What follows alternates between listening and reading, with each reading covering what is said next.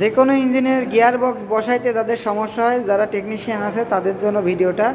তো দেখতে পাচ্ছেন এখানে একটি সুপার কাপ ইঞ্জিন খোলা আছে। তো আপনাদের সামনে এই 59 সেকেন্ড আমি কয়েকটা টিপস শেয়ার করব। সেটা হচ্ছে বাইকের ইঞ্জিন গিয়ার বক্স বসানোর সময় আপনারা অবশ্যই যখন বাইকটি খুলবেন তখনই কিন্তু চাইলে গিয়ার বক্সের ভিডিওটা করে রাখতে পারেন।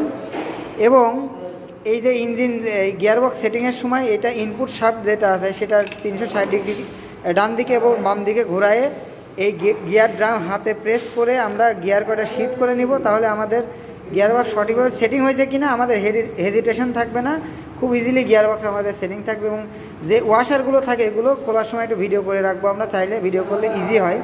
এবং এই যে গিয়ার শিফটের এই যে ড্রামটা আছে এভাবে আমরা ঘুরায়ে ইনপুট শাফট 360 ডিগ্রি ঘুরায় আমরা গিয়ার কয়টা দেখে নেব হাতে। তাহলে কিন্তু আমাদের ওভারশিওর ইঞ্জিন সেটিংয়ের সময় বা গিয়ার বক্সের সেটিংয়ের পর ইঞ্জিন আর দ্বিতীয়বার খোলার কোনো দরকার পড়বে না।